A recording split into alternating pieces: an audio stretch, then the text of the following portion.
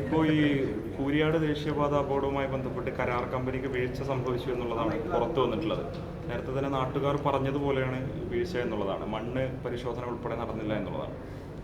അല്ല, അത് തന്നെയാണ്. അത് മണ്ണ് പരിശോധന വേണം എന്നുള്ളത് ഒരു വിദഗ്ധ അഭിപ്രായത്തിൻ്റെ മുമ്പ് തന്നെ നാട്ടുകാർ പറയുന്ന ഒരു കാര്യമാണ്. ഈ നാടറിയുന്ന മണ്ണറിയുന്ന ആളുകൾ മുഴുവൻ ഒറ്റക്കെട്ടായി പറഞ്ഞിട്ടുണ്ട്, ഈ മണ്ണ് പരിശോധിക്കണം, ഈ മണ്ണ് നിങ്ങളെ ചതിക്കും എന്ന് പറഞ്ഞതാണ്. ആ മണ്ണ് അവരെ ചതിച്ചു. ഈ മണ്ണ് അറിയാത്തവർ വന്നിട്ട് അവിടെ വന്നിട്ട് എന്തൊക്കെയോ കാട്ടിക്കൂട്ടി അതിൻ്റെ ഫലം അനുഭവിച്ചു. അത് തന്നെയാണ് വസ്തുത. ഇപ്പോൾ വിദഗ്ധ സമിതി പറഞ്ഞിരിക്കുന്നതും അത് തന്നെയാണ്.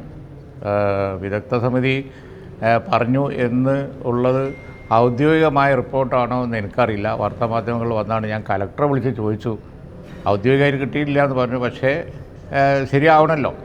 അപ്പോൾ എന്ത് തന്നെയാണെങ്കിലും ശരി, വിദഗ്ധ സമിതി പറഞ്ഞതാണെന്നുണ്ടെങ്കിൽ ആ റോഡ് ശരിയല്ല, അത് തീർത്തും പുതുക്കി പണിയേണ്ടി വരും എന്നാണ് പറഞ്ഞതായി കാണുന്നത്. പുതുക്കി പണിയാണെന്നുണ്ടെങ്കിൽ വീണ്ടും ഞങ്ങൾ പറയുന്നു, അവിടെ പാലേ പറ്റുള്ളൂ.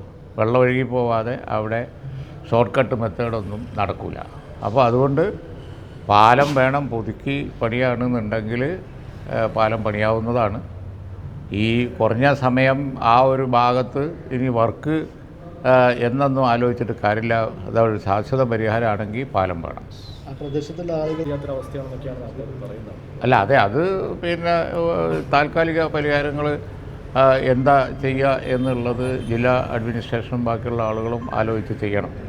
കൂടുതൽ പിന്നെ ഇപ്പോൾ സ്കൂൾ ഓർക്കുന്ന സമയമൊക്കെ വരികയാണ്. ബുദ്ധിമുട്ടേ ഉള്ളൂ, യാതൊരു സംശയവും. നമ്മളൊക്കെ ദിവസം അതിൽ യാത്ര ചെയ്യുന്ന ആളുകളല്ലേ.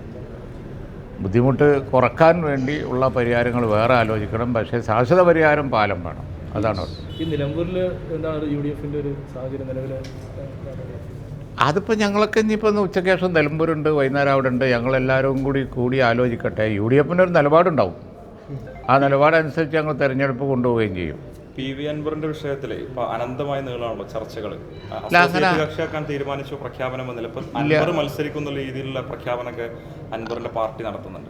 അല്ല, അപ്പോൾ അതിപ്പോൾ ഒരു കുറേ ദിവസങ്ങളായിട്ട് നിങ്ങൾ പിന്നെ നിരന്തരം കൊടുത്തുകൊണ്ടിരിക്കുന്ന വാർത്തകളുടെ ഒരു ആവർത്തനം ആവശ്യമില്ല. ഞങ്ങൾ പറയേണ്ട കാര്യമില്ല. നിങ്ങൾ അതല്ല ഞാൻ പറയട്ടെ. ഞങ്ങൾ കൂടി ആലോചിച്ച് ഈ കാര്യങ്ങളിലൊക്കെ ഒരു അന്തിമ തീരുമാനം ഉണ്ടാവും. UDF തെരഞ്ഞെടുപ്പിനെ ഒറ്റക്കെട്ടായി നേരിട്ട് മുന്നോട്ട് പോകും.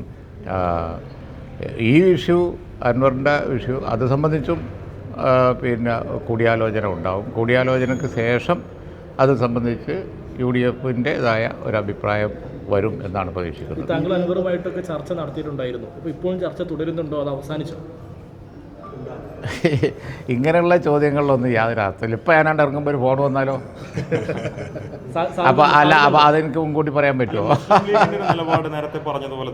അല്ല, ഇനിയിപ്പോൾ PM സലാം ഇന്നലെ പറഞ്ഞിരുന്നു. അതായത് ഇനിയിപ്പോൾ ഒരു ലീഗ് നിലപാട്, ഒരു കോൺഗ്രസ് നിലപാട്, അങ്ങനെയല്ല. ഇലക്ഷൻ്റെ മധ്യത്തിലാണുള്ളത്. ഇനിയൊരു UDF നിലപാടുണ്ടാവും. അത് നിങ്ങളോട് പറയാം.